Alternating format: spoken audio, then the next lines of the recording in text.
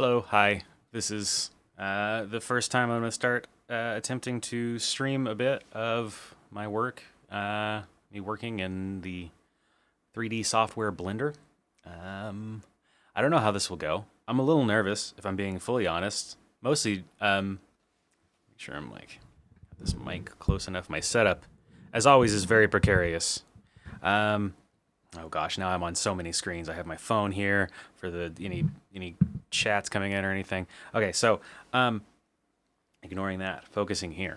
Yeah, I don't know. This is obviously this is not uh, I was previously streaming some games. I'm gonna get back to those. I don't know, got busy. I don't know. I don't have really a good excuse. I just need to pick those back up. I need to finish the Resident Evil One and I need to. I don't know about Outer Wilds, if I'm being fully honest. I very much enjoyed that. I had such a good time with it, but I feel like my window of time enjoying it has been met, and I'm a little nervous about extending that too far without really kind of lessening my overall experience with it. Maybe I'll jump back to it. I don't know.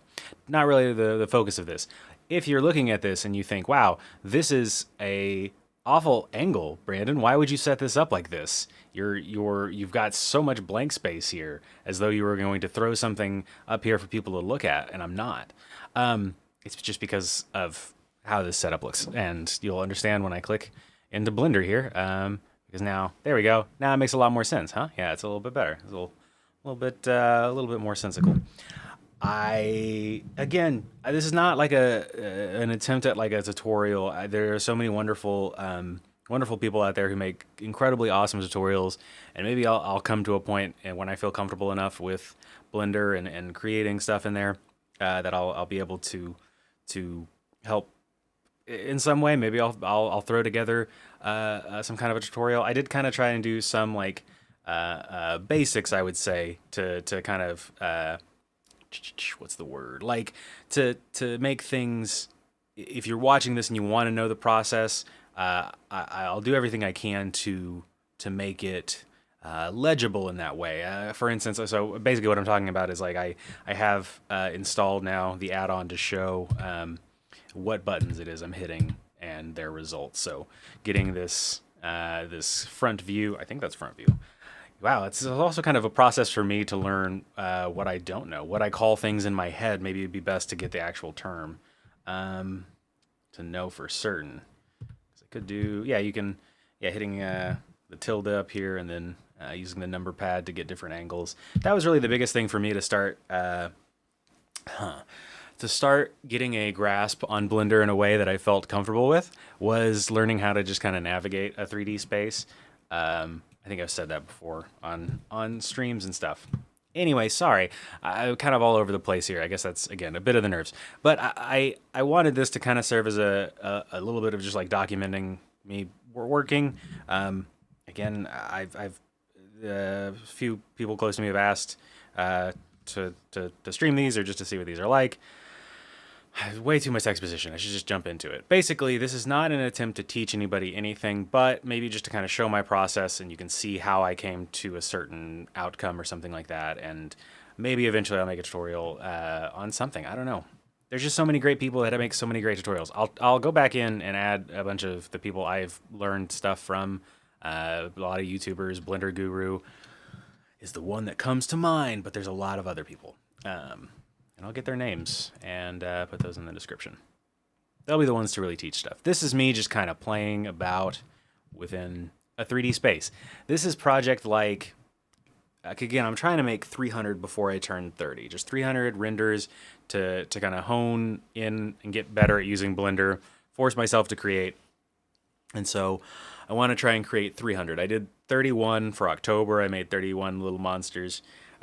My Instagram is in the description if you want to see those, as well as this process of getting to 300, 300 renders. So, yeah, I'm at like 37, 38. I have like 5 or 6 days right now, like in advance. So because I'm not creating every day, I just typically create 2 or 3 every couple of days when I'm like in the mindset. Because again, sometimes the hardest part of this for me is like understanding and finding what it is I'm trying to create or what I want to create. Sometimes I sit down with a really kind of well fleshed out idea. Sometimes I just listen to the muse, which I guess is just Blender, and looking this isn't this muse worthy?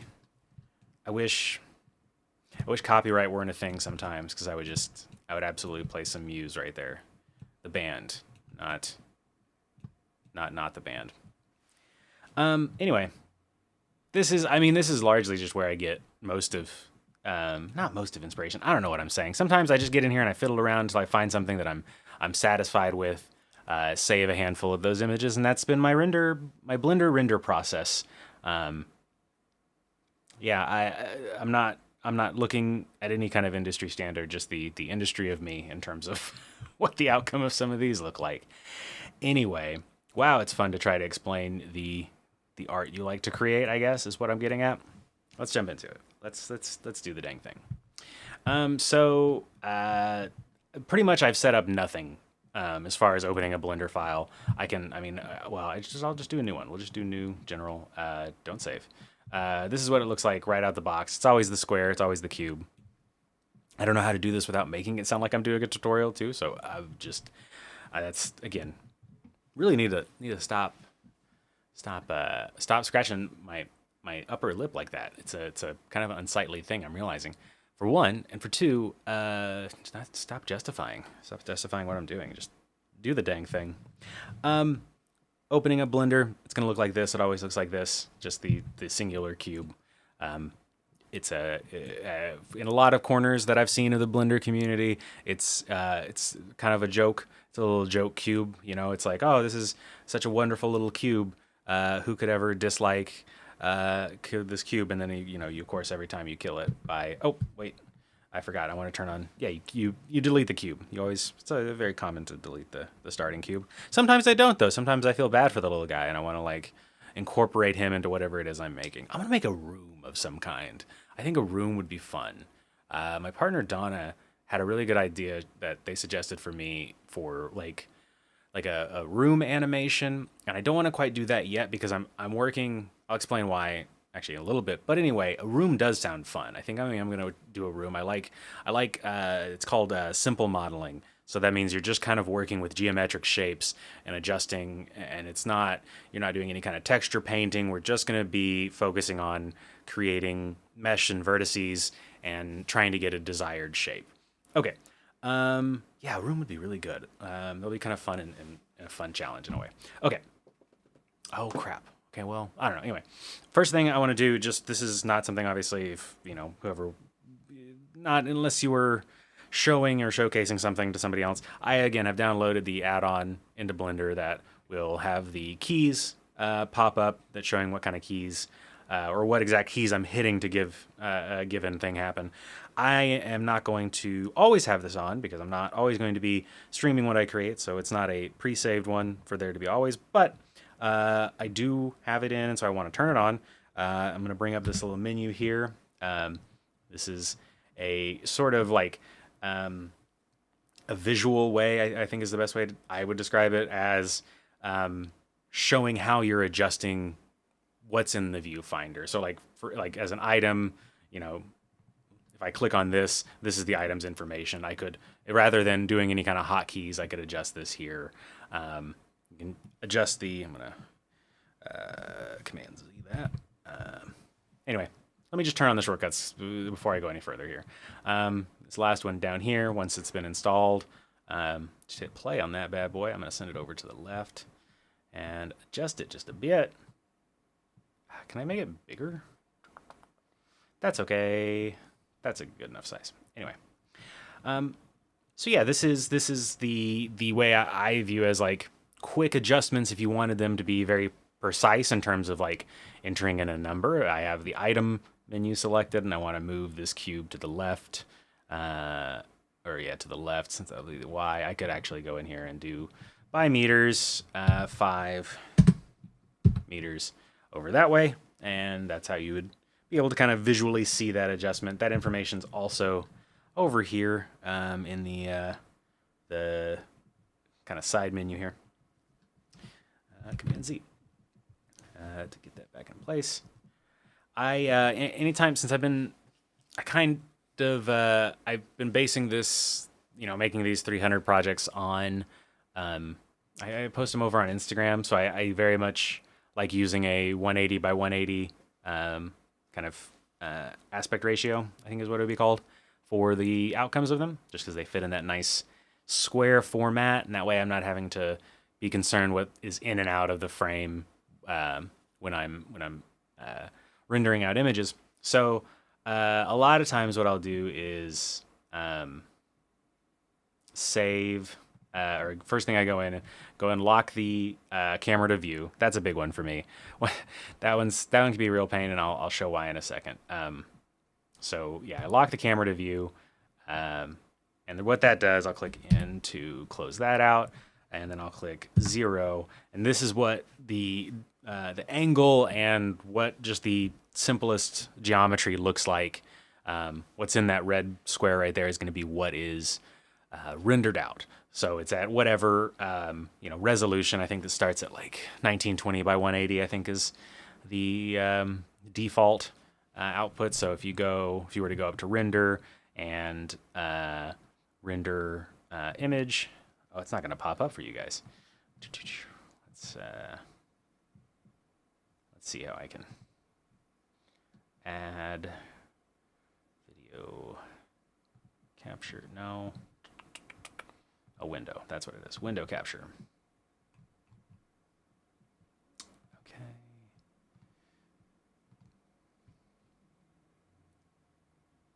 Okay. I wonder if that happens, if that'll pop up every time. Anyway, so this is the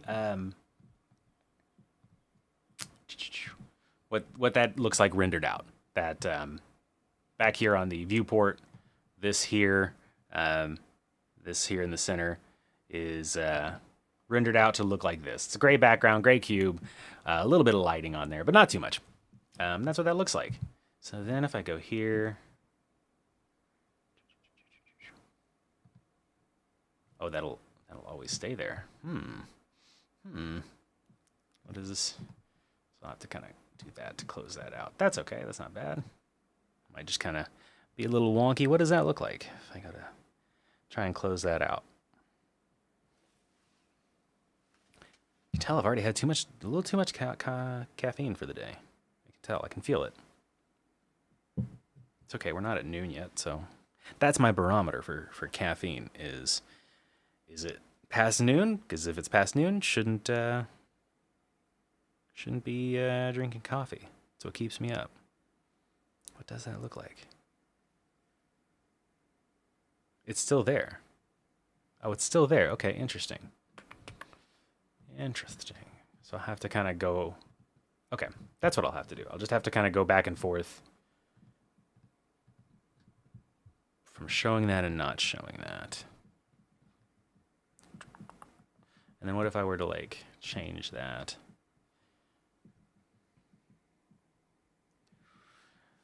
Sorry, I've got a little bit of the delay on the stream.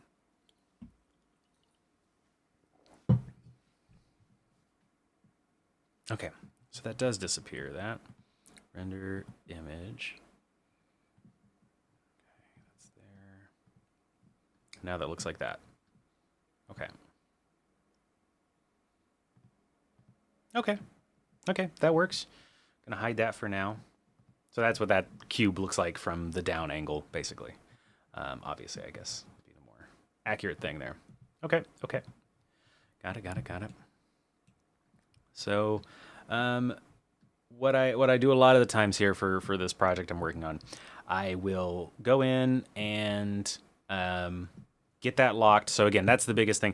What I did when I hit in and then went down to view and then camera to lock camera to view. What that does is otherwise, well, I'll just show you. If I turn that off and then I'm working here in the camera and I go, okay, well, I kind of like this angle, but I want to shift it a little bit one way or the other. If I try to do that, I actually move away from the camera, but the camera doesn't move with me. That's all it is.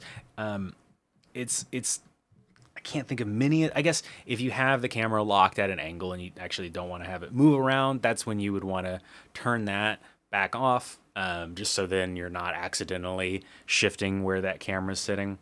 So with it being on, I will end up now I can hit 0. So I'll go to the camera view, and then now I want to make adjustments, and it will shift around. There's also a setting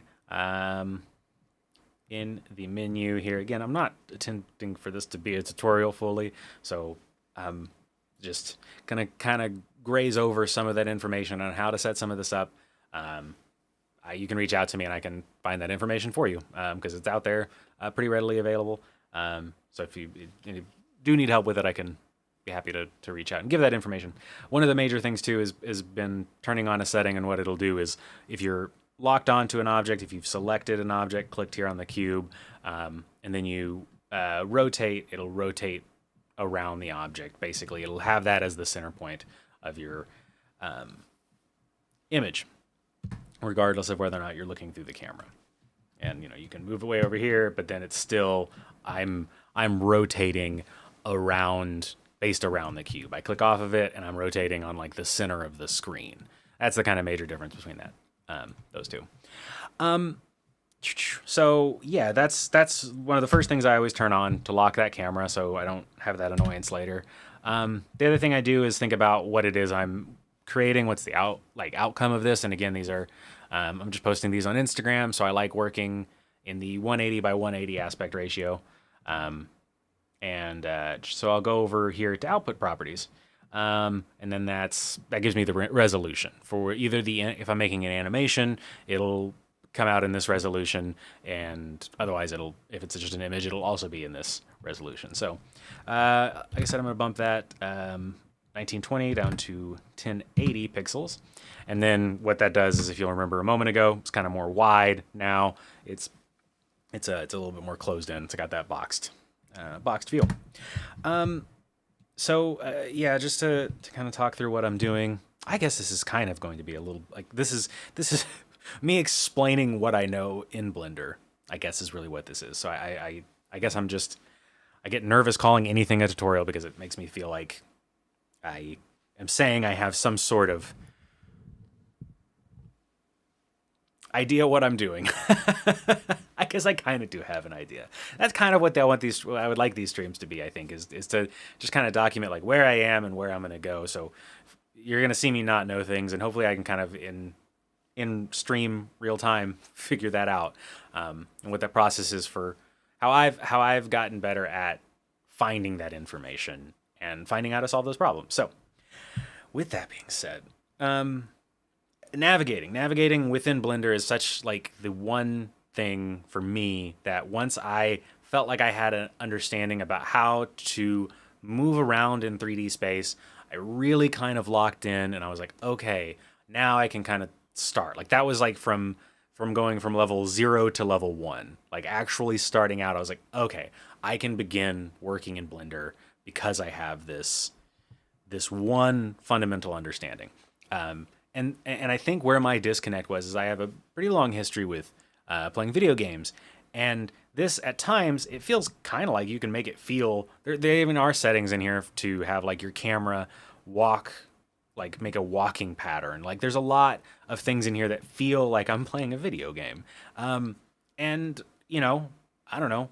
Somewhat. I mean, you are creating something in 3D space. There are games that kind of allow for that, but there are fundamental differences that I had to really kind of work on and understand to get how to move around. And I think the biggest thing is that if you are wanting to move or adjust things, maybe again keeping with like the video game metaphor, if you're wanting to move or adjust things, you're not looking from your perspective or a human perspective. It's a world perspective. And once I kind of like clocked into that, it made things a lot easier. And what I mean by that is, if this were a game, so if imagine you're looking this viewpoint, right? First person, it's your Call of Duties, it's whatever it may be. Now I just trying to think of like why could I not name a single other first person video game? Like I was just like Call of Duty and others. If it were a first person game and you were gonna go pick something up, if I were to grab this and go like, okay, I'm grabbing this can and it's going to I want to pull it closer to myself. I grab it, and then it's like I know that I'm I'm pulling it towards me, and that's not how things move in Blender. Okay, if it was in a game, you think I don't. It's been a while since I played Call of Duty. You pick up a grenade, you look at a grenade, you would like click, and if it had like a physics, which Call of Duty doesn't, again, I guess like Half Life would be a better example. You grab the crowbar, and it's like okay, it's going to move as I view. I say I want it to come closer to me. It's basically just not how I think Blender at all operates. Not at all, but it's a worldview. So I think more like any kind of like asymmetrical or like top down strategy game would actually kind of be more sensical in terms of how to think about the space, especially like as a 3D space. Because looking here at this cube, if I were to grab it and move it around, it just doesn't quite make as much sense in 3D as it would like a first person 3D video game. So I select the object, and if you hit G on the keyboard, first off, it's going to be basing the cursor point on wherever it currently is. So a thing I would recommend a practice I'm trying to get better at, and it's really helped not like fumble things through, has been if I'm put that back in space. If I'm grabbing something like this cube, I would want my mouse, which I don't know actually if you can see my mouse. That's kind of a bummer. Anyway, but just you'll have to trust me on this. That if the mouse is way over to the top left, like if it was like in this area in particular, that would mean that if I clicked and grabbed it, I'm holding it from that point. And so I'm trying to get better at making sure if I grab something, I grab it from like the center point. That way I'm not like drifting way off screen and then, oh, where'd it go? Oh no, that doesn't happen. Much harder to do if your mouse is already way over here or way over here, for instance. If it was over in this area and you hit G and then, okay, I just want to wait. I just want to, have it move a little bit to the right and then, oh, there it's gone. So a good practice, I feel like, is trying to make certain that your cursor is on the object you want to move. So again, back to how things are viewed in 3D space. If, this were a game and you grab this, it's moving and it's moving in all of these dimensions. And I don't know if this is maybe resonant for anybody else, but for me, I used to I was trying to, for a long time, put myself in a first person perspective, having this cube move around. And that created a lot of frustration and a lot of me not understanding what was going on, like why things weren't working properly. And so once I kind of began to understand that I need to think deliberately, I need to try and really remember that this is a 3D space and think deliberately and about how this is a designing tool. So you are looking, down at a space, and you're adjusting that space for adjusting things rather than thinking about it from a first person perspective. Not certain how much that would resonate with anybody other than me, but once I was able to kind of overcome that concept and think about it in that way, I had a lot better time focusing in and being able to move about the space in the ways I wanted to. And so, yeah, the first thing here is going to be just making certain we're looking at this object from the perspective we want to be looking at it. The red line here is the x-axis, and the this greenish line here is going to be the y-axis. And then, of course, I say of course, I don't know. It wasn't an obvious thing for me before I was working too much in Blender. Is the z-axis, which is things moving up and down, is the way I kind of view it. Maybe not always the case, because you could create. That's the thing, I think, is that when you think in terms of like up and down, it's like, well, I could. There's a world where I could spin this all this way, and then now what is up and down? What is up and down? Because I've been looking at everything from this perspective. We have, our light is here. We would assume that these squares are the ground, and the camera is, of course, not within the ground but above the ground. So I think it's only kind of natural to look at this as a already kind of predetermined world, but you if you're not thinking and focusing about where it is you want to be, I'm like moving with my hands a lot. I apologize. Uh, if you want to think about it, you want to make sure you're paying attention and focusing in on how you're moving about and what you're moving about in what ways. So, because again, yeah, we could do this. Oh, I'm fixated on the camera. Could do this, and now it's all upside down, and I could build the entire thing upside down, and honestly, it really wouldn't affect much. You could just move the camera, adjust the angle, and then everything would be in the upside down world, and nobody would be the wiser. You wouldn't see it in the renders. You wouldn't. I think you would actually even maybe, except for like some positive and negative numbers, you wouldn't know. You wouldn't know. You'd have to look at the data of what it is you're creating in the Blender file itself, and that's how you would know what side is up. So I always try to really focus and make sure I'm moving deliberately in and about this space, both the camera and my objects within that. So there are a number of ways to do just about everything in the software. They have a lot of different ways. I showed that one way of pressing in and having the item menu here. This is a very like scroll wheel precise way of moving an object any of the dimensions you want to move it. I do not use this with few exceptions, just because if I were to want to use it, I would use the object thing over here just because I like it better. It's the same information, the object's location, rotation, scale, dimensions, all of that info. I guess not dimensions, but I'm sure it's within one of the menus down here if you wanted to adjust the dimensions. Is there. So again, anytime I'm moving about, that's how I want to keep things in mind. There's a number of different ways to do just about anything, but I'm going to focus on how the routes that I go about doing these things. So for instance, like I said, that's one way to move an object. Hardly ever do it. Most of the time when I move an object, I use that key I mentioned earlier. You're probably familiar with the key. The key G. I hit G. So that is to grab something. You're going to be grabbing it and adjusting its location within this 3D space. Now,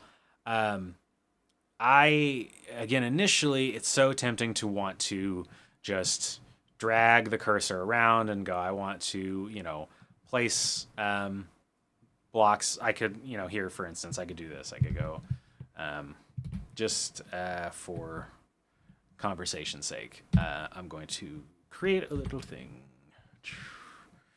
And, beans. Okay. So, say for instance, I have these 3 blocks here, and I want to stack this block on top of, in the middle of this block and this block. If I don't think deliberately and I just try to click and drag things like it was, again, like this was a first-person perspective, what it would end up happening is I would grab this and just drag my cursor, and I go, oh, okay, I'll go right. Well, that isn't, okay, well, I can't. Why is it not? You can tell it's wrong. You can tell that when I drag it there, it's sitting behind this cube and this cube. I can tell that it's not quite the right perspective. And so it's because of how I'm viewing this object. If I just try and grab this and, nonchalantly move it atop these, I can't get that perspective from here because it's like looking at it like a flat plane at this moment. So it just depends on where it's dragged about. Rather than do that, occasionally for like slight movements, that's when I really would just hit G and grab something. If I wanted to move this just a little bit. And even so, I feel like that's kind of, I would do that if I'm like, I've got an image and it's almost there and it's like almost done. And I'm like, if I could just get this cube, just move a little bit, I'll go in there, real quick and hit, click, grab, and just move it just a little bit. That's how I would go about using that. If, I'm like, okay, it's a slight adjustment. If I needed to have it more precise, I can go back in and get that taken care of. More often than not, I would say like 95% of the time, I want to be more deliberate when I move things. So what I do is, hop in here and I want to grab this. I'll get into to moving the camera around next because I think that's also going to be very, very important. But just say, you just want to get in here. You want to just move some items around. Let me also put everything back. There we go. Oh, wait. Boom. Okay. Just got the one cube. So what I do, and I'm gonna zoom in a bit here. The mouse wheel is a zoom in and out just for that's sake. I'll go over all of that a little bit more later. It's so funny. I was like, this is not a tutorial, and now I'm like, this is everything I know about Blender. So when looking at the cube and wanting to move it in a direction, what I always try and do is say my movements before I actually execute on them. And so what I will end up doing is grabbing this item and I go, okay, I know I want to move it to the left, closer to this light. I can see that this light comes down here, kind of at this section here. So I want to move this cube closer to this area here. The way I go about it and the way I found the most ease of getting comfortable in a 3D space is selecting the item, clicking the G key to engage movement. You're going to be moving an object. You're grabbing that object, G for grab. And then I say, okay, I know I want it to move along the X-axis to get closer to that light. So what I do, you've hit G, then you hit X. And what that does is the only dimensions it's going to move are along that X line. So, the X-axis. It's going to just move along that. So if I go and move my cursor directly up, it doesn't really go anywhere. It adjusts a little bit because I can't do a perfect line. But otherwise, it's just going along the X-axis. So I can get precise as I want to getting right. I want right there. So that way I know, okay, it's moved there. And so that works on the 3 axes within Blender here. I try to just navigate kind of all of the space, thinking about it in terms, when I think about where 2 objects are, I try to figure that out based on like, okay, it's X this way, it's Y this way, and then it's Z the other way. So again, say I wanted to get this, I'm like, okay, it's pretty good, but I can see like here, okay, I want it to be a little bit more centered, so I need to move it just a smidge closer to the camera. Sorry, not camera, closer to me as I'm looking at this, so that this line here of the light is like the dead center of this cube. So again, I've selected my cube. I hit G for grab and then Y, and I just slide it. And again, no matter how I slide it, it's going to just stay locked onto that Y. So that's closer, having that in the center. Same thing applies for the Z-axis. Select it, G for grab, Z. I want to bring it up closer to that light. No matter how or where I move the mouse.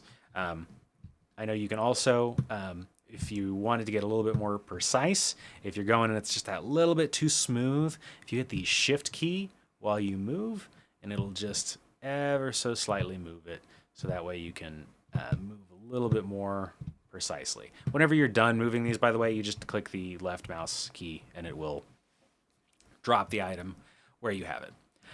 All right, so that is how you move an item in a 3D space. So that kind of helped me half of the way. The other half of the way, again, has been the navigating in the 3D space. And of course, the quicker you're able to navigate and move around, everything just kind of works a lot more smoothly. So what it's always recommended. It's so funny. It's always recommended to have a mouse for certain in working with Blender. You can do it on a trackpad. I think the first 3 or 4 months I was working in Blender, I just used a trackpad. And it would be so funny because I would watch so many tutorials that would say, at least get a mouse. And I was like, oh, sure, one day. Well, I now have a mouse. So I feel I've graduated up. I'm now mouse approved. It's recommended to have a mouse. There are options to work with a trackpad. It's also recommended to have a number pad because it's really easy to shift your view around when you have a number pad. And now that I do have a number pad, it is. I agree. I mean, they're not joking when they say that those two things are a major improvement. So to bounce around within Blender here, one of the main things you'll see me doing is doing this kind of like rotating around an object to kind of get the perspective I want to get.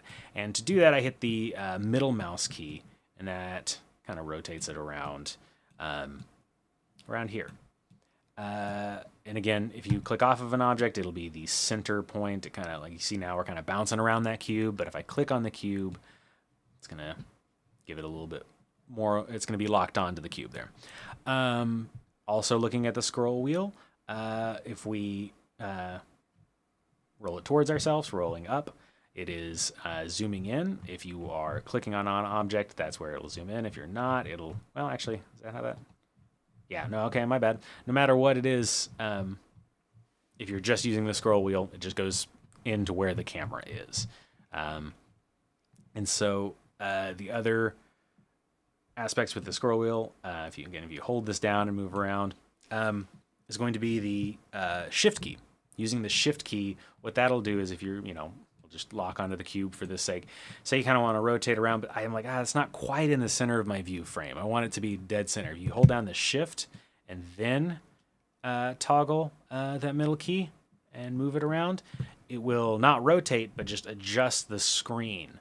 So that way you can center what item you want onto the center of the screen, or if you want it off to the side. Again, none of this is going to be coming out in the rendered image. Just to remember that. All of this is kind of in the workspace side of Blender. So now we know kind of how to rotate around an object. We also know how to adjust kind of where it sits in the screen. The next thing is going to be getting comfortable jumping from different direct angles within Blender. So, for instance, if there are going to be times when you want to just look at one side of an object or top down on an object, and this is where the number pad really comes into play and is very helpful. If you want to get this is considered, I believe, the left side is going to be number pad 1. Also just 1 if you wanted. It doesn't have to be on a number pad. Again, I was able to do this all just on my laptop for several months and still really get a good, a comfortable level of understanding on how to operate in Blender, with only occasional kind of challenges or limitations because of not having a mouse and keyboard. Because again, this is rotating like this. I'm just using 2 fingers on my trackpad. Zoom in just like I normally would with a trackpad. This adjustment, shift, and 2 fingers on the trackpad. So all can be done without mouse and keyboard. It does make it easier. They're right with that. So yeah, that's sorry, back to the number pad. Yeah, 1 3 137. 137 for the longest time were the only 3 number pad keys that I really mess with too much. There are options to move around. You could adjust kind of in a if you hit number pad 2 here, you kind of rotate around it in intervals.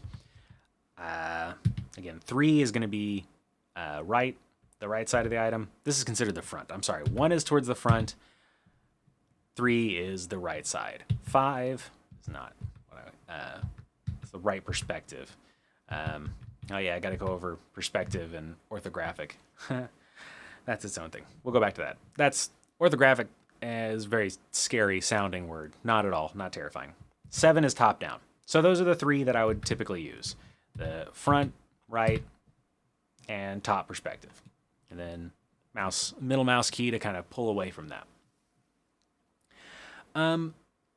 Those 3, I mean, that's how I was able to get comfortable not losing myself in 3D space, was doing what I could to really focus on where it was I was looking at this object from. So that's yeah, that's kind of, I feel like, the real big fundamentals: grabbing an object, moving it around, and then you can have all the fun you want with this cube. You can, you can move it. You can move it like this. You can move it like this, and that's all Blender is just moving a single cube around, and that's how I have so much fun working in this software. No, also able to scale objects with S. Works in the same manner. You can just use the cursor, drag it out. You can also scale along vertices, make a real thin pizza box. Scale along X, make a real thin, long pizza box. Also scale along Y. Just selecting an item, S, Y, boom. And now it's kind of a door. What else can you do with an item? Of course, you can rotate it. This, to me, is one of the biggest times that I came to realize, like, having the specific perspective on an object before you rotate it, highly recommended. Because that's, to me, was the easiest way I would get lost in 3D space. Because what I would do is I would go, cool, I've made a door. I want to have this door be upright, 90 degrees. What I would try and do is, again, video game logic. I click rotate and I go, okay, well, just rotate it this way. And that is so not how I wanted it. That is not at all how I wanted it. To Command Z it. And so what I would do for a long time, and it can kind of work, but I'm trying to get better at, just getting a little bit quicker with stuff. I would go, okay, well, I would want to put it on my right perspective. Is that right? Yeah, okay. So looking at it on the right side, and this is just flat. It is looking at it dead on the right side. And then you can click R, and now it's just going to rotate based on this perspective of it. And so that's how you can bring it up straight vertically.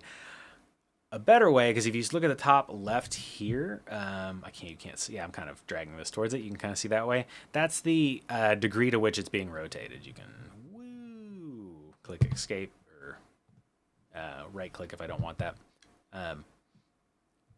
What you can do also, just to avoid any kind of like point, 1-2 degree difference, clicking R to rotate, and then you can just type in 90.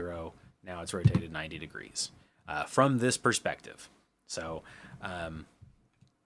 just as with movement and scale, rotating, you can also click R and then rotate it along a certain axis. So, some kind of noise. Along a certain axis by just clicking that key. So the X axis here does the same thing. And I click 90, it's back flat again. Rotate again. Oh, I see I didn't click. I didn't lock it on. So that's how we lose ourselves in 3D space. Rotate X, 90, boom. Same thing accomplished. I've got to stop talking with my hands. Focus on it. We're going to get there. See, you try to just min-max everything. You try to stream your work, and then teach a little bit while you do it, and also improve your public speaking skills. And that's how you got to maximize every aspect of life. No. So I've got this door now. We've all got this door. Let me see here. Okay.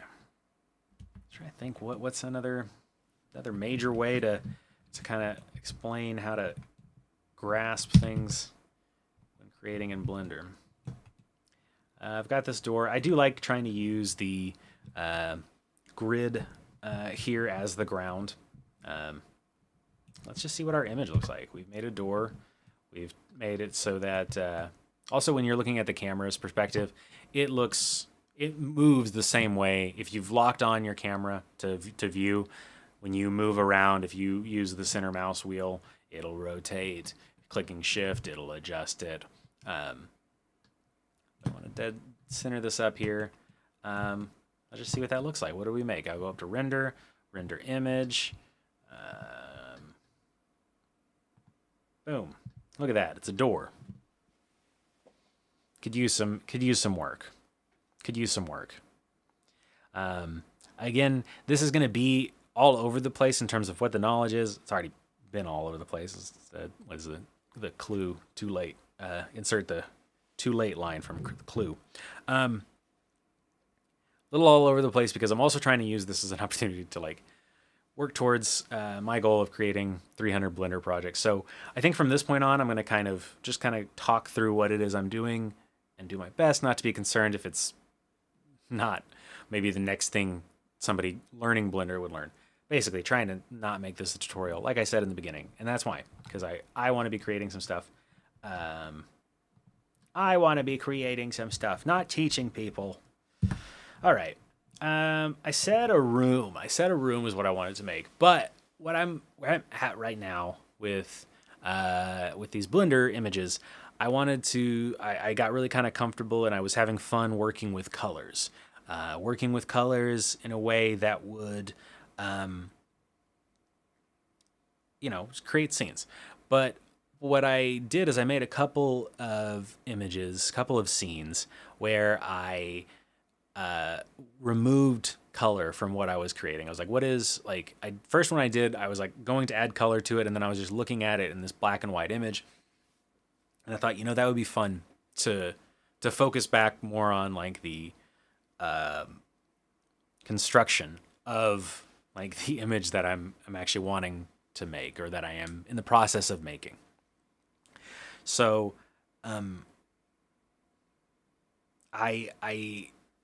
what I kind of went with was initially a black backdrop with pure white items. I made 3 images in that style, and then I wanted to invert that. I wanted to see what that was like. So I made 3 renders with items that were jet black with a pure white background. And of course, that taught me a lot in terms of just items and perspective, and how I was making them with the property, giving them a velvet property as far as their coloring was concerned. And in doing that, they absorbed all the lights. And so what I realized is I was just fully working with like 2-dimensional depictions of 3D images, which was very interesting and kind of fun to work around with. And I want to explore a little bit of that, but at the same time, I don't want to limit it to just being that because I'm trying to work through more coloring. So again, I did, black items, white backdrop, and then I was like, okay, I'm going to shift and I want to see what it's like to create with a singular color and then white objects and black objects, and just to kind of get specific kind of looks. And kind of, again, I'm looking to make 300 of these images. I'm so sorry to be, the camera's over here. I'm looking at the chat over here, so I'm realizing I'm like talking like this. I'm so sorry. It's very rude. In my opinion, I feel like it's like discrediting you. I'm like looking this way too. And so I want to kind of focus again on singular colors and their just creating in a space with just those colors. That's really all. So I did the black and white ones and the white and black ones, and then I did 3 with white items with a red backdrop. And I did 3. Right now I'm working through 3 red backdrop with black objects, black images. And again, if they're jet black, they come across as 2-dimensional. I kind of wanted to open that up and not just focus on that, because I like working more in 3D. That taught me a lot about 3-dimensional space, and it was really rewarding to kind of see that come through, to see when I would create something in a 3-dimensional space and then get my perspective on it, it would become as though it were 2D. I don't know. It's just an interesting learning process. I recommend it. It's kind of fun working in images, especially once you get a little bit into like animating stuff. It's like, okay, well, this is just basically looking like 2-dimensional images, but there is a 3D space and giving them 3D space. So that's where we are right now. I did my first with the black objects, red background. I want to continue to work on that. These gall darn hands. So to kick things off, to make sure that the world properties are correct, and I have this red backdrop, open up the world tab over here, and then click. Initially, it's going to be this gray box to bring up. This is the background coloring, and I'll show that represented in a second. So what I've got here is I go over to hex, so I can type in the hexadecimal number. I think that's what it's called. Loud. I'm typing like with so much force. FF and 3/4 is this vibrant red color that I've been working in. At the top here, I can view that.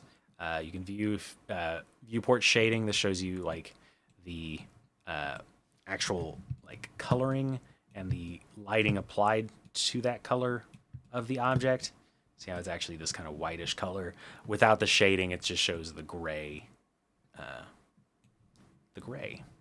But it actually is this color. That's when if you go render, well, yeah, the light's at the wrong spot for this. Yeah, grab the light. There we go.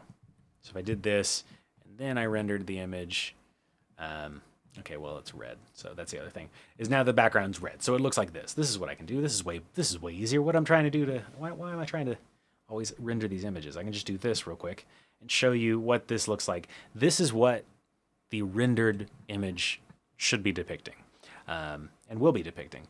This is what, when you have it from the camera's perspective, minus the grid, this is what the image looks like. Now, I will say, you want to be careful because this takes up a lot of like processing power because it's like constantly rendering and it'll really start to slow things down. So obviously work in wireframe. This is so much easier. No, I tend to work in what's this called? Viewport shading. Just the gray viewport. I don't know. I need to adjust that. Viewport style. Everything's gray. So, with that, I feel like that's like a classic. I say that so much when I DM games.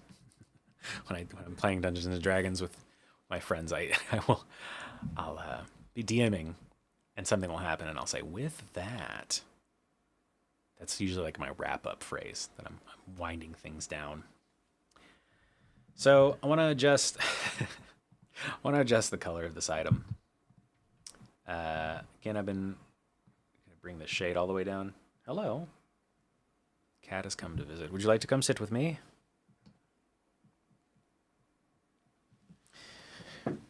Yes, come on. Go on. You can do it. Come on. Yeah, there we go. Oh.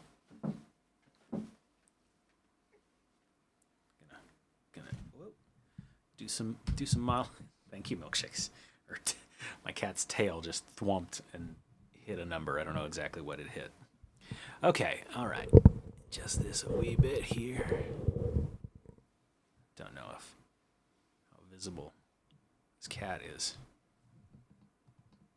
Adorable. I can just slouch down. Get cozy. Always so much easier with you, milkshakes. Thank you. You always make this process so much easier. You're so old, is the thing. Sweet child. Okay.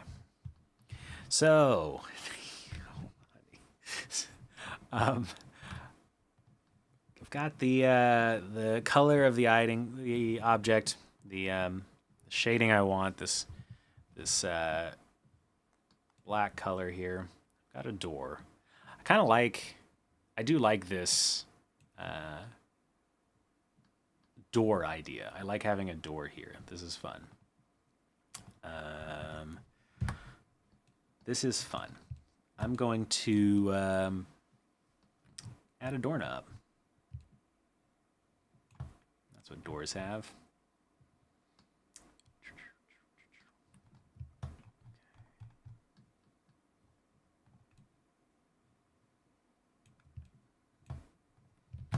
So Shift A we'll bring up this menu here, and all of these meshes, I mean, they are, as they say. This is how you import items. You don't have to start from a cube. I said that to begin with. Usually people delete the starting cube. Sometimes that's enough inspiration for me to make a thing. So yeah, starting with, you can, with Shift A, you can bring up and create all these like great starting objects. So it's important for no matter what it is you're making. I think Blender Guru said this, to think about it in shapes, especially when you're just doing this hard modeling and not doing a lot of sculpting. I found it important to think about what I'm going to be making in terms of shapes, because when you do that, even if you're not making the item, you can not worry about what it is you're creating. You cannot worry about what it is you're creating as much as it being like very detailed and oh man, it's got to have, all this intricate stuff. Just break it down into its most like fundamental parts. Oh my gosh, my cat is just drooling everywhere. Sweetheart. Oh my. Anyway. Into fundamental parts, just in terms of squares, triangles, cones. Pull up this list is what I did, and I would look at it and go kind of memorize these handful of items, and then when I'm thinking about how I would craft a particular item, I think about what shape is it closest to. If you're making a door, well, a door is a rectangle typically, and what is a rectangle but a very long cube? Pretty sure my geometry teacher told me that. What is a rectangle but a long cube? So that's if I didn't have a cube here and I wanted to make a door, I would start with the cube. But I want to make a doorknob, so I think about like, okay, well, what does a doorknob look like, or what does the doorknob I want to make look like? Obviously, it's great to go and find references to kind of look at the particular thing you're making, or if you just have a doorknob in mind, you can just make that. A lot of time, I'll do like my kind of cop out or easy solution a lot of the times is the rounded doorknob. Just, it's like a ball, and we all get, what that is. Like I've seen doorknobs that look just like that. It's definitely the easiest. I could make that with a cylinder. Take a cylinder, starting large just to get the point across. I'm not going to go with this. Whoa. Gonna make this, slim it down a bit, and then I want it to be a little thinner. This is the connecting between the doorknob and the door itself. Oh, come on. There we go. Oh, beans. Command Z. I want it to be longer. Oh, I keep hitting. There we go. But thinner. There you go.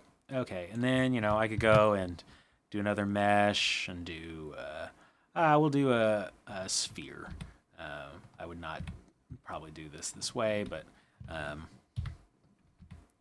top-down view, get a view in the front, shrink it down, maybe a little bit bigger. Yeah, that's a doorknob, right? No, hold on. Clicking Z will allow me to see X-ray mode, so I can Superman view through mesh. Let's see, I can line that up like that. There we go. Great, not perfect, but it'll do in a pinch. I don't like seeing the bumps on this, so I want to shade smooth. I'll do that for this too. Object, shade smooth. Oh, beans. I clicked the wrong one. Shade smooth. It's a little off. This is just an example. That's a doorknob I typically make. It's okay. Shrink it down a little bit. I'm going to parent these objects together so I can only have to move one at a time. I'm going to parent this like connection piece to the sphere. So I'm going to shift, select this, shift, select this, and then command P. So parent to object. Now, if I move this, that handle goes along with it. If I scale this up, handle scales along with it. So, got that. Rotate this 45. Nope. I was great at geometry. Let's see. Rotate. Is that geometry? Is angles geometry? Find out tonight at 10. Sometimes I have to do this like this to be honest, and that's okay. Whatever it is, whatever you got to do to make the thing happen, right? That's a huge doorknob. Huge. This is also when I said earlier that I don't tend to use the cursor. Again, little adjustments. That's when I just grab and, I know what perspective I'm looking at it from, so it works. Yeah, that's that. That's a doorknob. That's what I would typically do. That's a silly, that doorknob is so big. So silly. Sometimes silly is good though, Maybe you want, it doesn't have to be. I think about too, what's the outcome for this thing? Like what am I doing with this door? It's okay, milkshakes. It's okay. I think about, what's the outcome for this? Am I doing a super hyper realistic room now today with this door? No, I'm not. I like I said, this is just an image. It's one of 300 projects here. It's part of whatever that's going to be. So I don't really need it to be anything more than just this. I am going to change it because I said I would, but this is as much as I need it to be. Just this simple door with a doorknob. Because I know what the outcome of all of these images, or not all of these, what the end goal is going to be for this. And it doesn't need to be hyper realistic. That's what I'm trying to say. So I'm going to change it up a little bit though. I'm going to hit X to delete the sphere, enter to accept, and let's try again. Still have this. Might as well use it.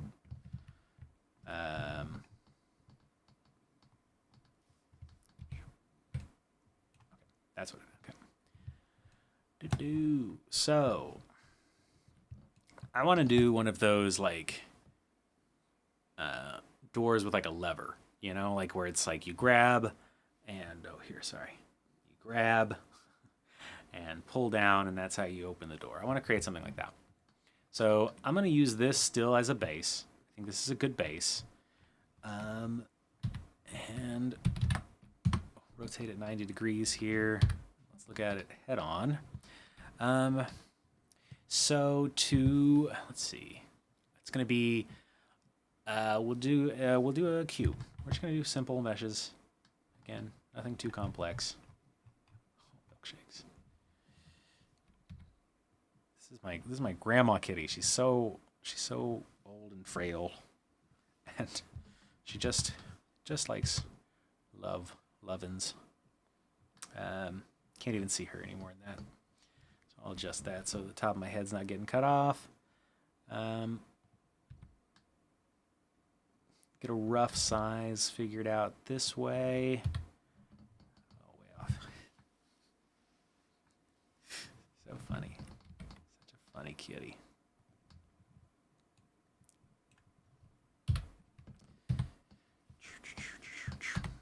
Shrink it down again. I'm sitting on the tips of my toes because I'm trying to make sure that the cat doesn't fall off here. Let's make it a little bit wider. Come on. There we go. Let's shrink it along the X. We're getting there. Slowly but surely. Again, the thing I really do enjoy about learning Blender has been that frequently there are quicker ways to do just about everything. And, if you are familiar with Blender, there's a chance you could be watching this and going wow, this is maybe the slowest and worst way to go about this. And that's always exciting to kind of know that information. It's kind of a bummer, obviously, if something takes longer than it needs to be. Don't want that, but always room for improvement, which I think is exciting.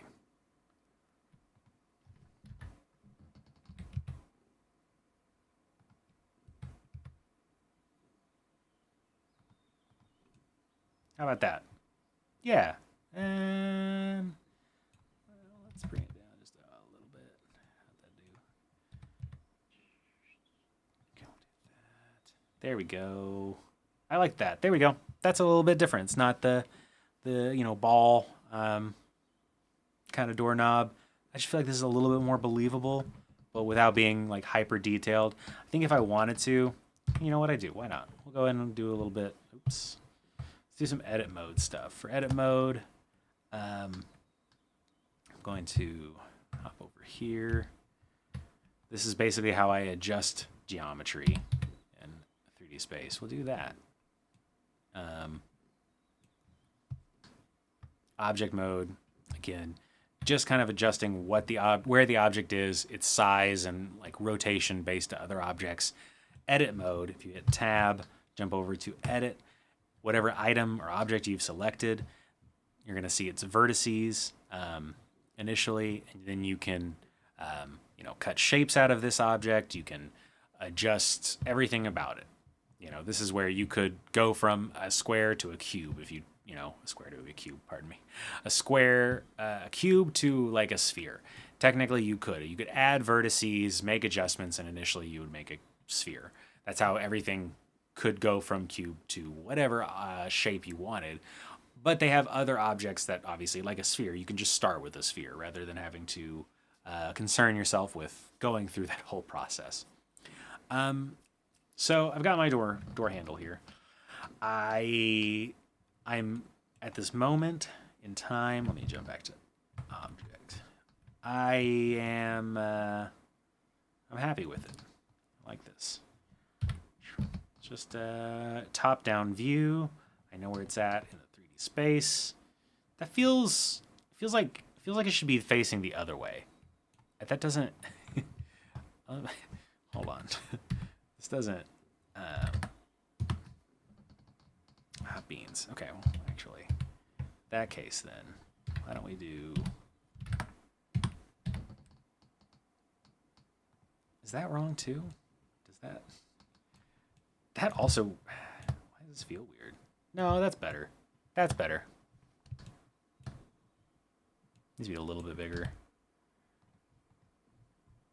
Yeah, there we go. That feels decent. I like that. Again, open up the material tab down here so I can turn this to match the door color because we're just focusing on using red background, black objects. I want this. Okay. See that. Oh, wait.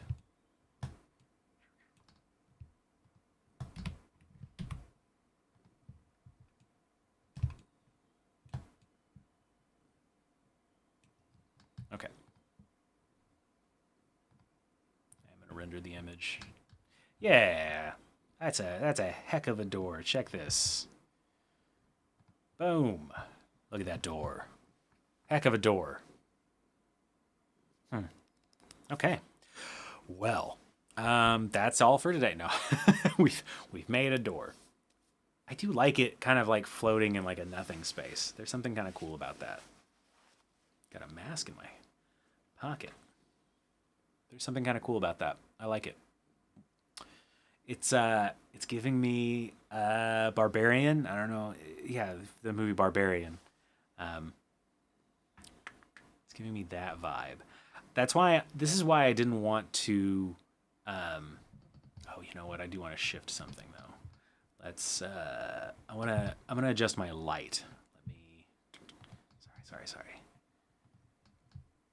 Cause I like that, like the white kind of like reflection at the top. I want to stick to just black and red coloring. So what I can do, you okay, Milkshakes? Everything okay? You stood up. Stood up very quickly. We sit back down. If you select the lighting, you'll get different options over here, including you can click this light bulb for your light data. And so That includes the color of the lighting, the type of lighting it is. You can make it like this is just a point, so just like a light bulb is how I think about point. Just a point of just a point of light. I don't know. That feels it's an omnidirectional point light source. It says right there. I don't need to explain it any further. You absolutely know what that is. It's like I imagine like a flame. If there was a flame, a light, it's just creating it from there. You can do a sun that gives sun-like properties.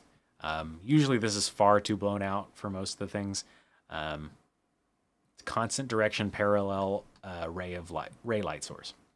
Also can do spotlight directional cone light source. I use this a lot of the time, especially it's fun to create little like fun dramatic scenes with that. And then area directional area light source I've never used. Sure, it's very helpful. Probably answers every question I've ever had.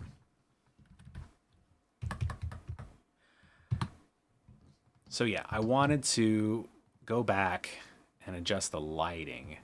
Ooh, that's cool. That's kind of cool. You can't see it. Hold on. But bam.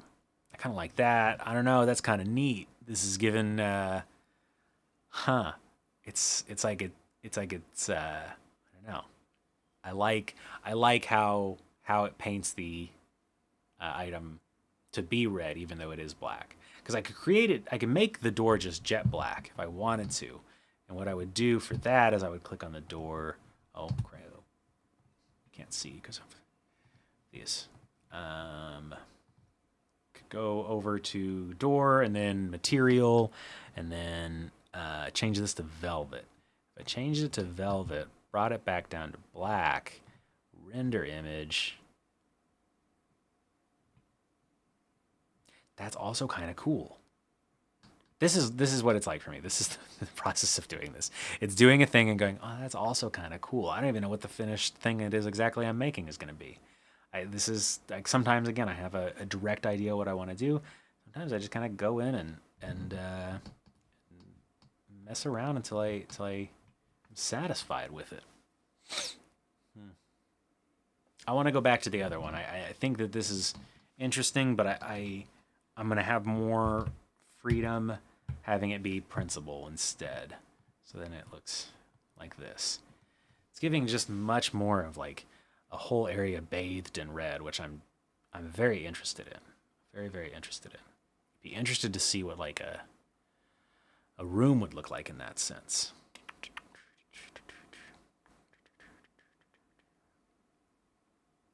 I'm like imagining like a room with like a knocked over chair, like implying like there was like a situation there.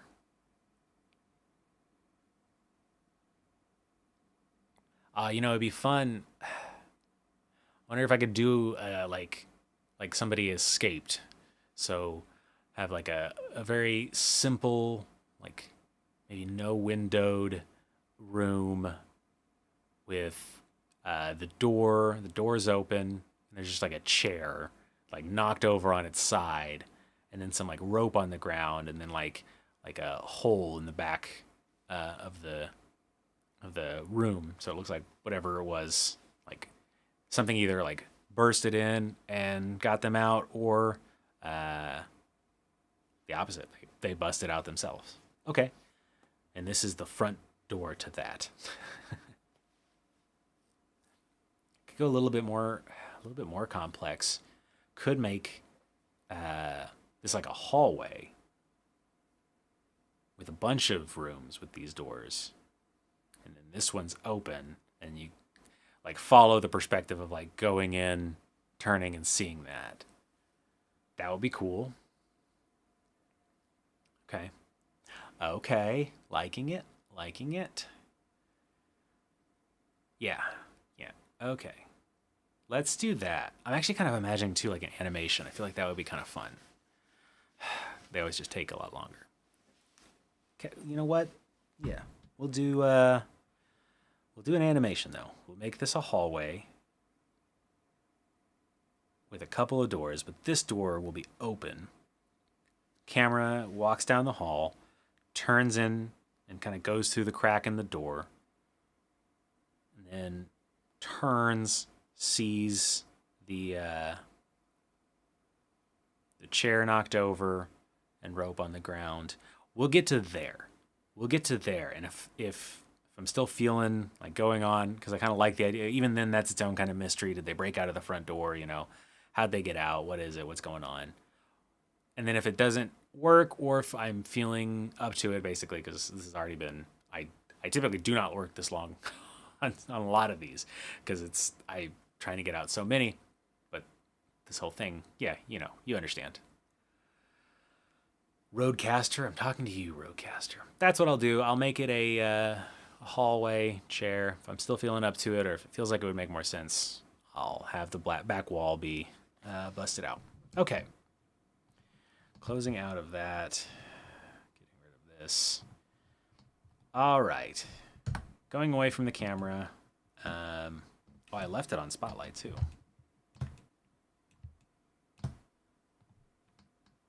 Oh, I left it on Sun. Well, what does that change? Not much. Sun's just a lot stronger in my... Yeah. Okay. So, okay. But if everything's black, the hallway thing doesn't really work.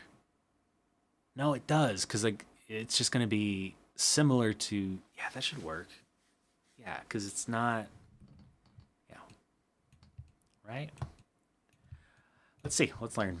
Well, if you're gonna make a wall, if you give a mouse a cookie, if you're gonna make a wall, it's gonna be a, oops, it's going to be a long cube. Do not delete.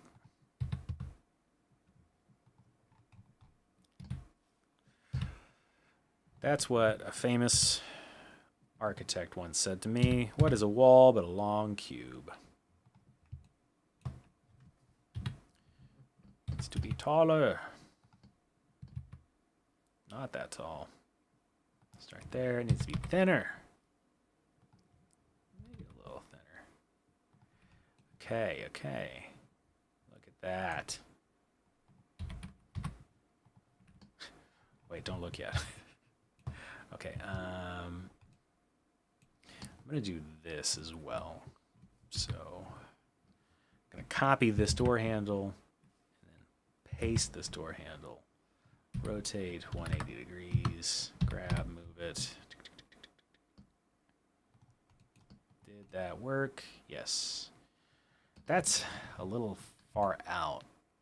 Huh. Size. That feels better.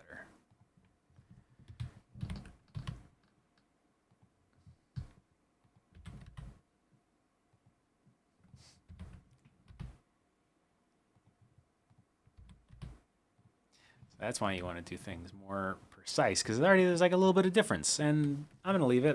It doesn't bother me. It's a big door handle, but you know, the better decisions you make earlier on in a project, the easier things go. That's another thing, is remember when you come up to problems at the end of a project, I use that as an opportunity to remember that there were mistakes that I can look out for in the future. Okay. All right. So this also means I need to cut out one hole from this wall, the size of this door. And so let me put the wall in place. Thinking about the best way to go about this.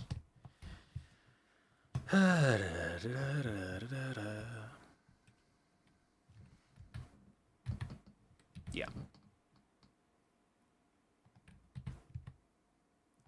little shorter.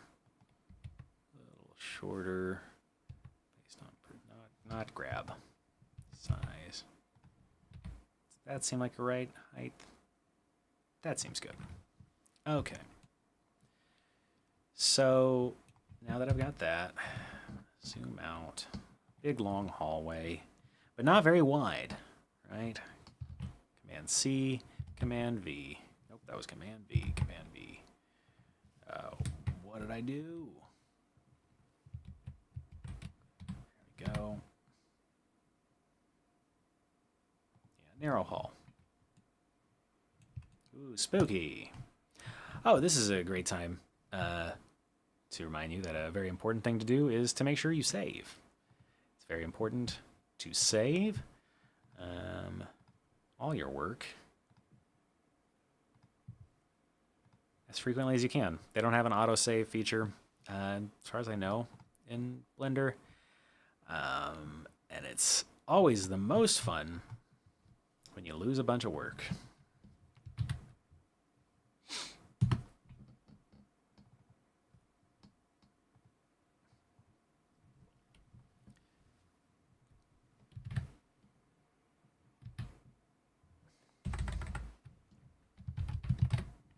Call this hallway. Okay. Save as obviously creates it initially as a blend file. .blend. So, yeah, that's the file you'll open back up for creating more with Blender. Within Blender. Oh, this is fun. This is a fun, like, uncomfortable, narrow space to be in. Okay. Yeah, I want a lot of doors, but whoa. There we go. Only this one will be open, so 3. Oh, man. Sometimes this will happen. Again, like I talked about at the beginning of the stream, like losing yourself in 3D spaces. Very frustrating. Something that happens to me pretty frequently.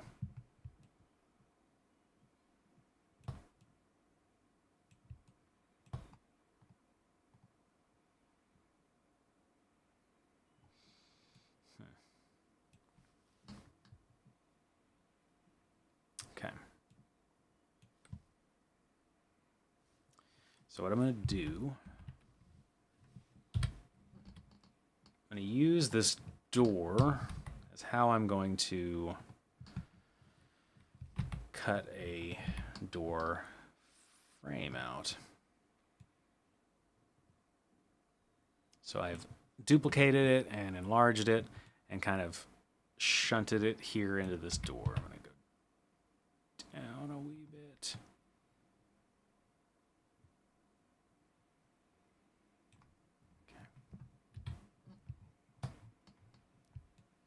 It's funny, like watching myself, like I'm doing this and I'm catching myself like, oh, I would normally catch this.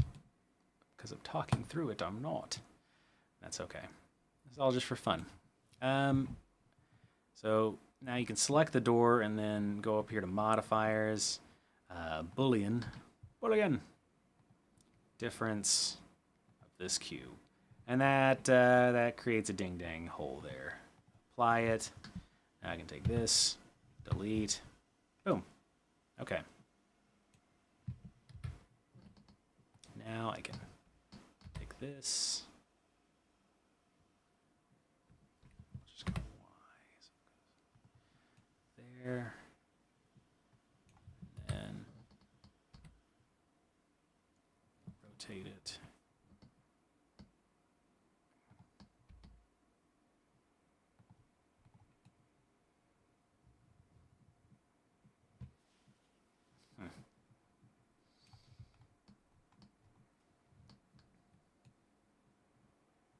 That looks good. That works. I'm okay with that. It's a bit of a hallway. I will change this. This.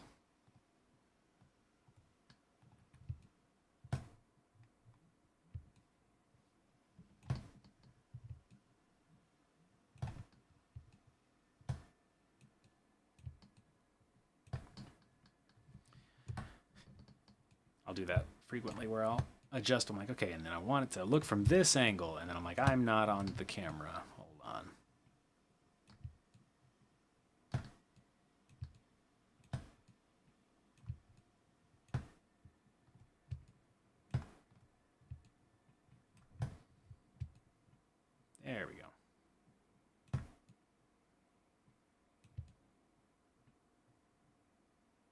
Okay.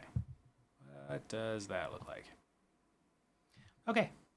A little weird, but I like it. It's kind of interesting. There's no light on this subject at the moment. Oh, you can't see it. Always with this. It's interesting. We'll see. Okay. I am going to take a quick break, get some water, and I will be right back. And we'll wrap this up and wrap up whatever this whole thing is. So, be right back.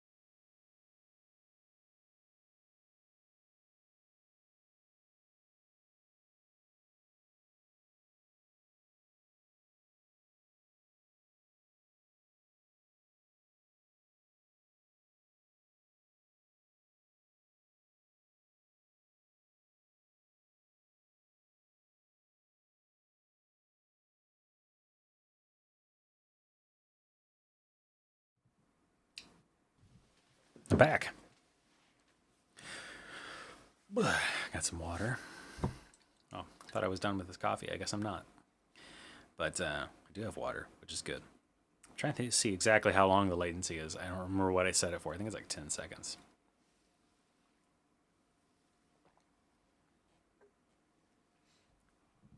Okay. I guess it's more than that. It's like 30 seconds. Goodness. Well, it'll hop back on eventually. So we're at this ding dang door here.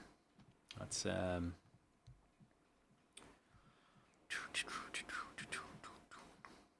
So yeah, here's a thing that I wish I would have done before I rotated this door was apply the other ones. It's so much easier to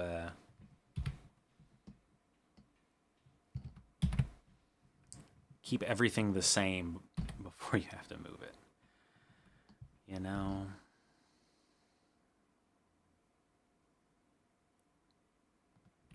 That looks good.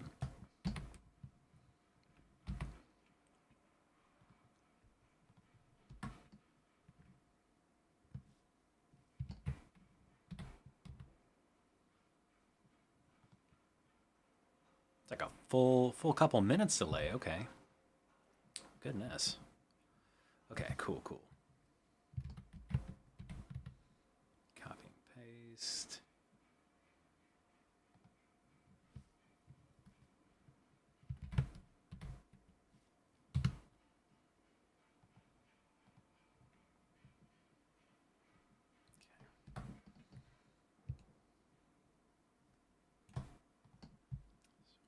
Hide this wall. Hide the wall. Gonna probably speed through this last portion because I'm done. I'm done.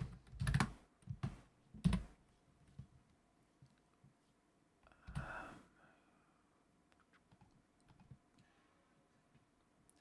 don't want to be working on this particular one anymore. I've got other things to do today. Okay, back to this. Cool. So now the render will look like this. Okay. It's getting there. I wonder.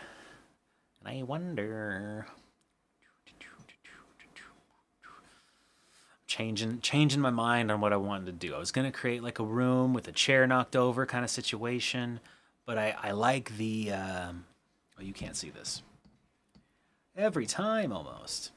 I like the idea of it kind of being open like that. Like the idea of opening a door into a void of just red is disconcerting to say the least. Let's go ahead. Okay.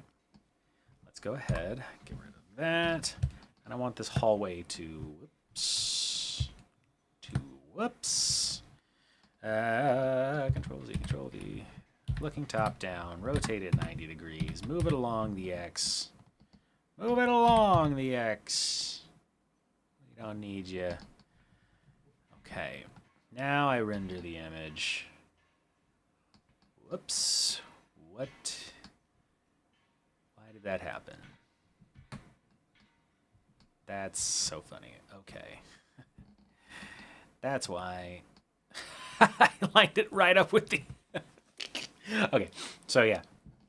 There's like one point in the wall where it doesn't work. And where would that be? Oh, yeah, where it cut a big old chunk out of the wall. Yeah. Okay. Now I render the image. Okay, now the hallway ends. Now I like it less. Sorry, you can't see it. Looking at this.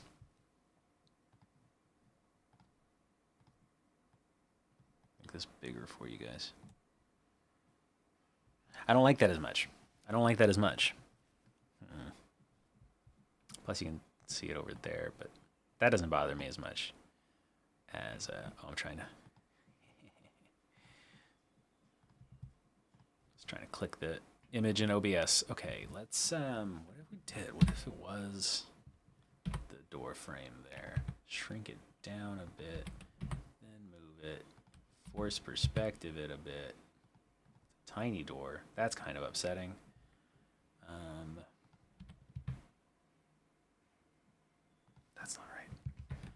size it down. That's not gonna look right, right?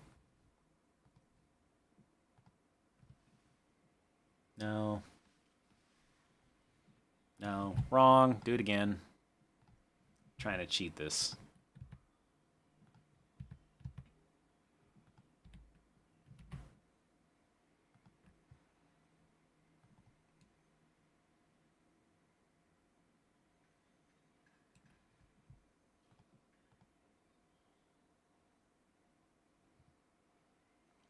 Yeah, it's kind of weird.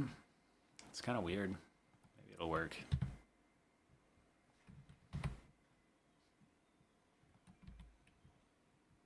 That's weird. That's weird looking. What does that look like? No. Oh. No, I don't want to exit OBS. How funny, I just end the stream. Just, tiny doorway at the end of the hallway. Really thin doorway. Nah. Okay, let's just end the hallway. That's fine.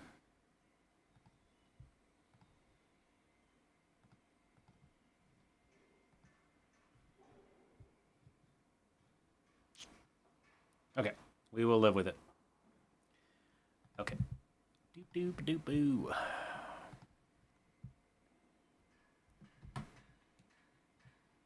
What I do want to make sure of, if that's the case, make sure it's tall enough,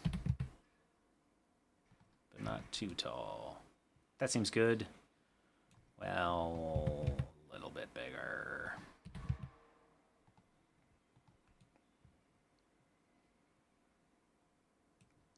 That should be fine.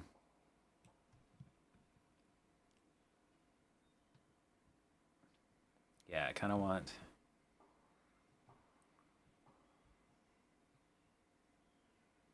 I think I can do this. I think I can get this. Actually, I know I can.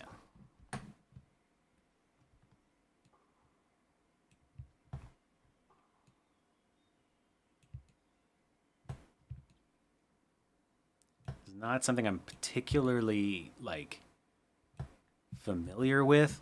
I typically when I do so this is also part of my thing is like learning a thing. So part of what I want to learn is when I have been making anything like animated, if I want to move the camera around an object or I want to move an object, I've like set the camera on a track. I've learned though how to move objects based on entering keyframes and moving and adjusting that way. I want to do the same thing with the camera. And I'm wondering, yeah, okay, so it shares the same property. So if I go this, we'll just leave. So this is frame 1. And if on frame 1, I keyframed, I put this frame in here. So I wanted to just get to the door, like here. Oh crap, okay. That's fine. That's fine. Okay, camera selected though. I'm gonna just try and move in. Oh crap. Okay, forgot. By frame 60, I'm going to try and have moved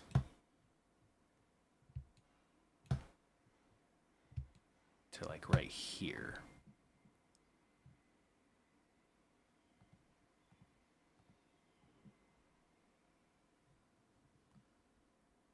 And then lock the rotation in here. And then 10 frames later,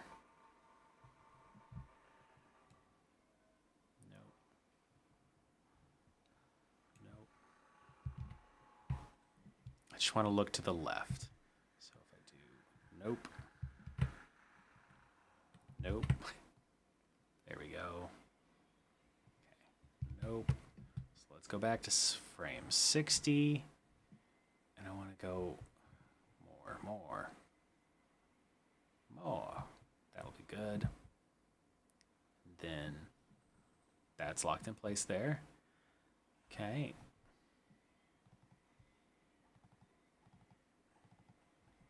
And then by frame 70, just a sheer turn right there. How does that look? Oh my gosh, does it work? Yoink, yoink. Cool. Okay. I haven't animated stuff like that, so that's new for me. So it'd be cool if there was something there. I like this. Okay, I like this. It's just the camera doing the work. Do do do do do do. Boop.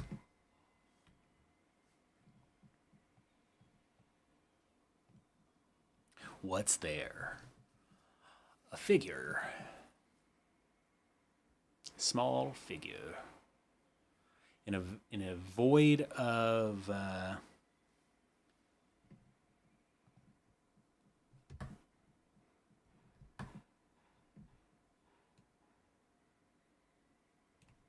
red. In this vast ocean of red. Okay, gotta get out of here. Let me out of here. Oh yeah. Save. Nothing is more disastrous. What do I want there to be?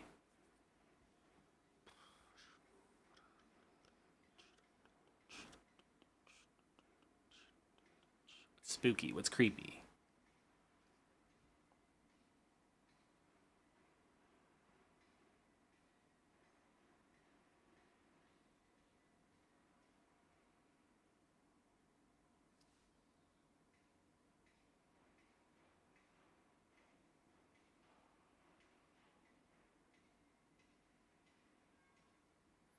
Oh man. Okay, this is. Sorry, there's construction going on behind me. As I'm like quietly meditating, you there's loud bangs and stuff. That's where it is. That's what it is.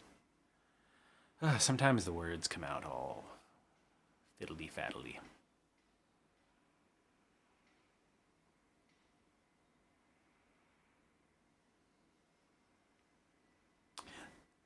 Could copy and paste this hallway, and that's what's there. I don't like that. I don't like doing a loop. I don't want to do a loop. I just want there to be a thing.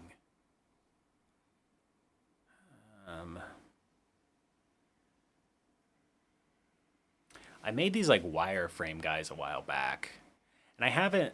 When I did a 31 day like monster challenge in October, I started to reuse some of the monsters for other things, and I haven't too much done that thus far. I did like a city thing where I incorporated a bunch of monsters together, but not too long ago I did the wireframe guys. Let me maybe I'll import them. Import one of them.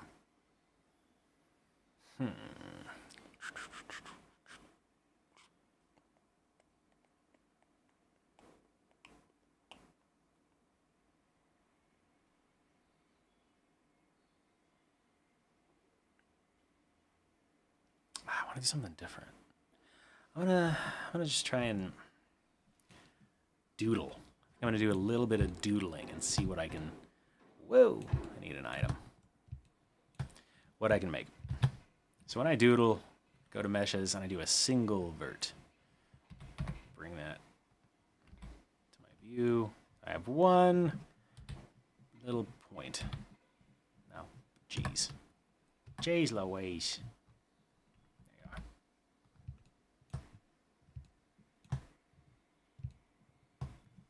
What I'm imagining is like a really lanky figure, like kind of swaying in a door. Think about that one creature that was in the Courage the Cowardly Dog that everybody talks about that was like really spooky, the like hyper realistic mask. Kind of like that, mixed with like the Babadook. Y'all remember the Babadook? Y'all remember the Babadook? Take this key. this vertice that is the key. It's just like some spooky long fingers. That's what's spooky, right? Sorry, I'm sorry.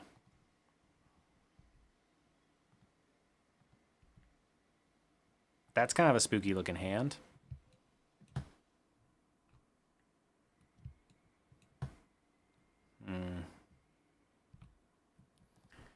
Again, just doodling here.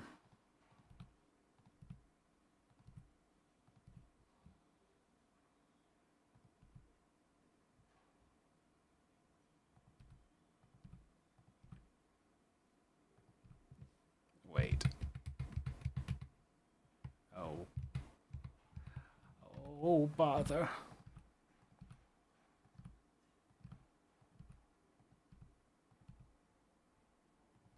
I think I'm going to make this a bit easier on myself. And so I can wrap this up. I got other stuff I have intended on doing today.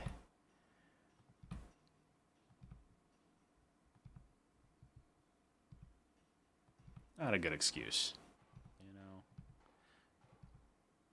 Do care the outcome of these. I want them to be something I'm happy with.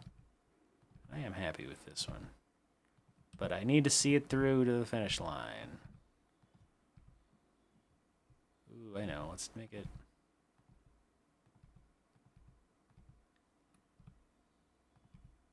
have like a moon head. We'll call him Moonhead.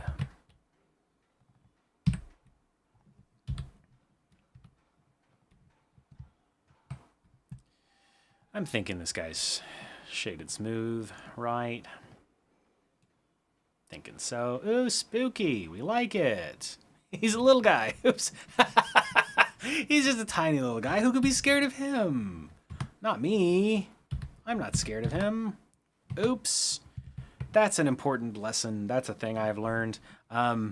If you create with vertices, always go to Object, set Origin to Geometry, because otherwise the origin's like at the very center of the whole 3D space, and it's a nightmare. You try to rotate it, it flies to the other side of the screen. Okay. I was going to do something else. Oh yeah, properties. Properties. Where's the light at? If you want to quickly, should be naming all of these. I'll say it. Anybody wanting to not get lost in the sauce should definitely be naming everything they create in the file. But if you just want to do some like jazz, I won't tell anybody. Let's make this guy bigger. Woo, spooky. Okay, now we need here, we need to go frame 80. Ooh, yes, okay, great. Let's send him up. Let's send him. Oh, I'm sizing him. Oops. Real thin. Do you like real thin? I'm gonna rotate him again. That's not the way I want to rotate him. Rotate along the Z.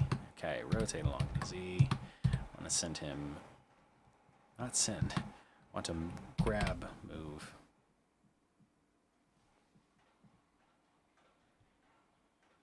Oh, this will be fun. I'll send him like here. Go down.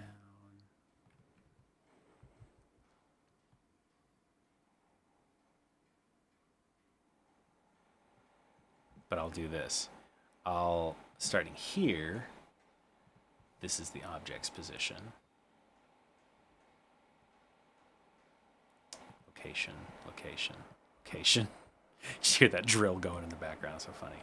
But then by frame 120, it will be, whoa.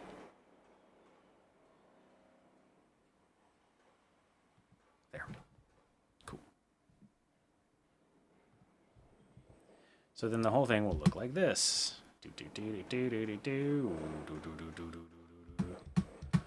Needs to be quicker, huh?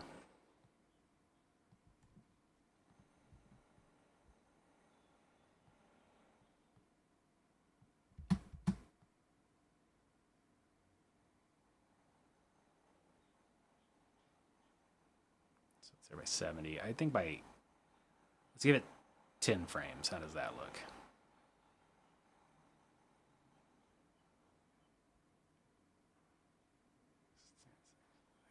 $68, $78.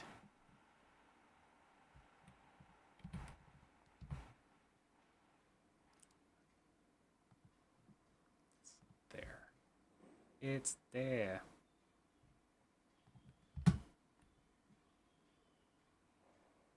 Okay, cool, cool. That was cool. Okay, liked it. Simple. It's quick. I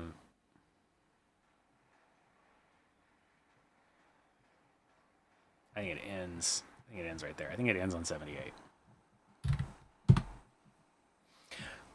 Cool. That means we are narrowly done. What does this last image look like, though? Good enough. It's good enough. I'll have to like go through, show you how I get the render of it. Oh, don't close OBS. Okay, now when I go one, okay, I'm going to process this bad boy. Output. Go in here. Is this popping up? Oy vey.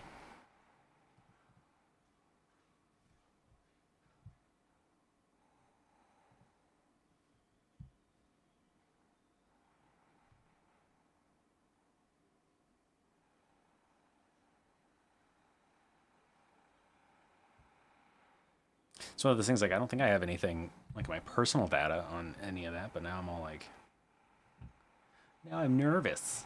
If you could see my information. I think it considers that a different window.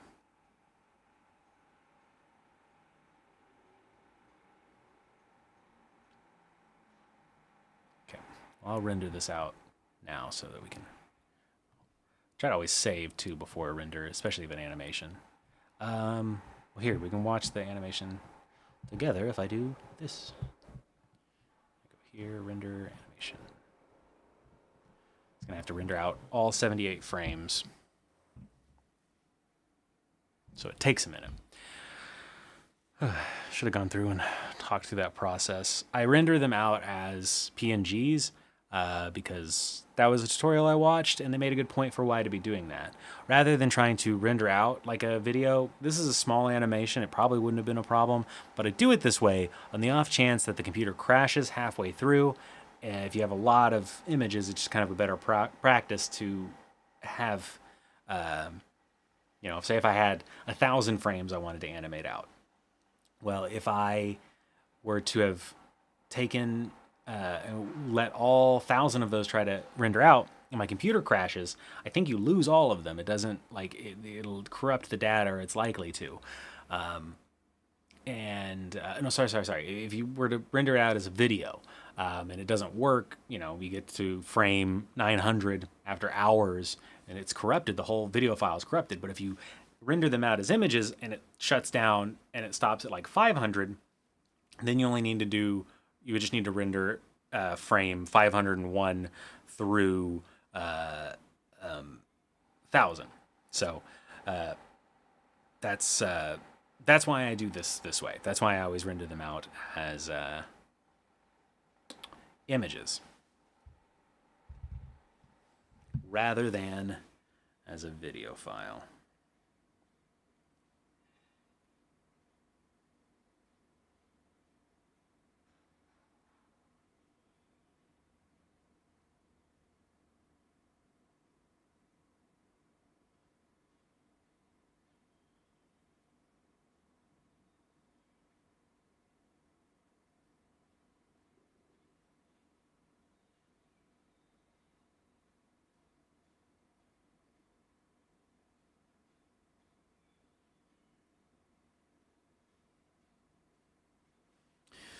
Trying to check here.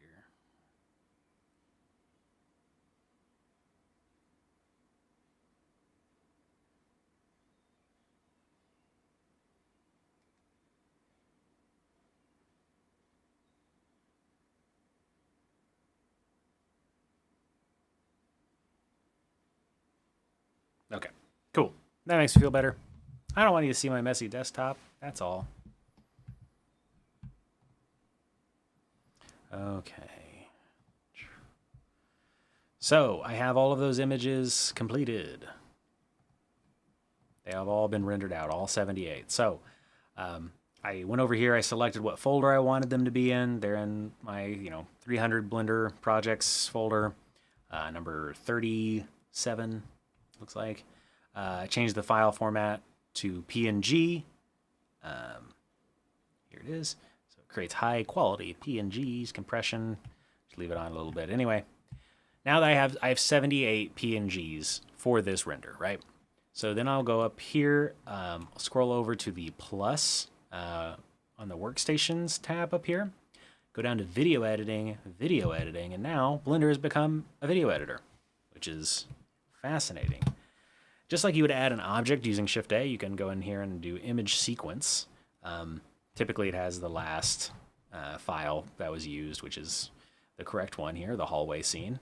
Going to select all 78 of these images. I tend to not have them replace the images. I probably could. I just, you know how it is. You don't want to lose something important.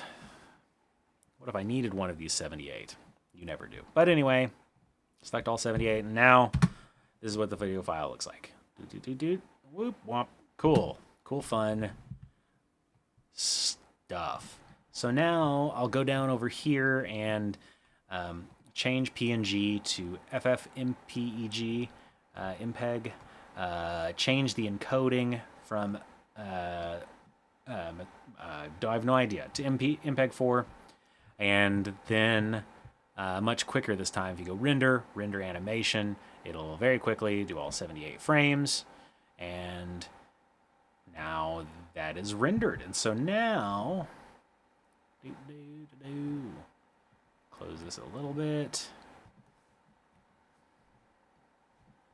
If I shrink if I scrunch it all together, does it? Yeah, it kind of looks a little funky. That's okay. I'll just move this. So now I'll go over and I can open that image. Wow, they're really trying with that jackhammer today, huh? Now why would you do this?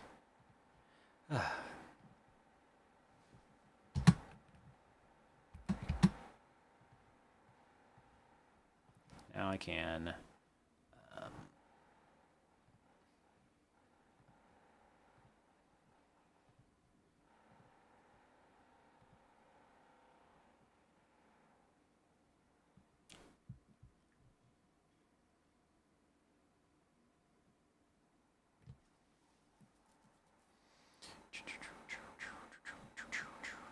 sorry, I'm trying. Oh, wait. Control center downplay. Is that the right one? No.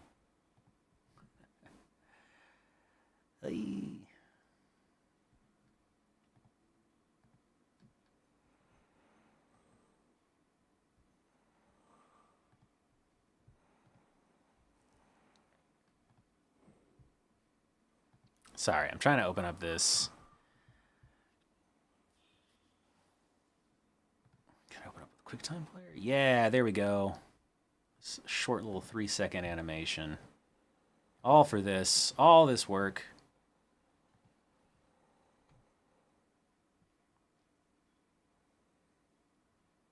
There we go. There we go. That's better, right?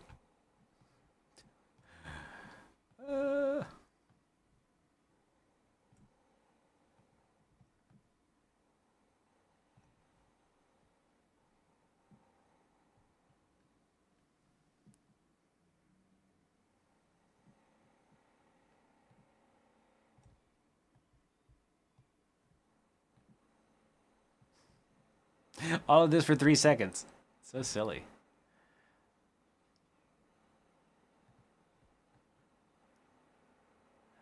There. There. Okay, we can watch it together here. Go down the hall. Bah. Cool. That was really simple, small, quick thing. I say I've been streaming for hours at this point, but that's just a bit of me doing a thing, and I don't know. This is what I wanted to capture. Like this is what it's like me trying to figure out how to make a thing. I really am enjoying like this process of like camera movement gets me really excited. Because beforehand, again, I was like setting a camera on a track, but making it operate and move just like an object gives me a lot of freedom. It also allows me to just get some different shots in some different ways. I don't know. I'm just excited for it. But this is the whole thing. I like the camera. I like the turn. That's my biggest thing is like getting to the spot. And I could have. It would probably made a little bit more sense to like start the turn here, you know, at this frame, and then have it be finished there. But it makes me think of Oreos. It's like it's almost more orange than red the more I'm looking at it. Maybe I've stared at the screen for too long. Anyway, all right. I've been doing this for too long. I'm gonna try and stream later, so this is. I need to wrap it up. Is what I'm trying to say. I hope this has been somewhat entertaining, at least. I don't know. I've been all over the place with this. Again, I started saying I was like a little nervous because it's a weird thing to like share this process because a lot of it's just kind of me fiddling about. But that was fun. And having gotten the basics out of the way initially and explaining that, I don't know why that makes me feel more comfortable about doing this in the future. So I'll sort of I'll sort of adjust. I'll make some adjustments. I'm just closed out of the stream. Goodness. I'll make some adjustments.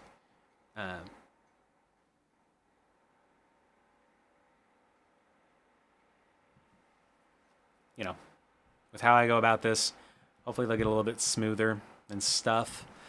Thanks for watching. If you did, and I don't know. Like I said, I'm gonna try and stream some games later. I got some work to do. Got some laundry to finish. I don't know. Anyway, thanks for watching. I'll be back later.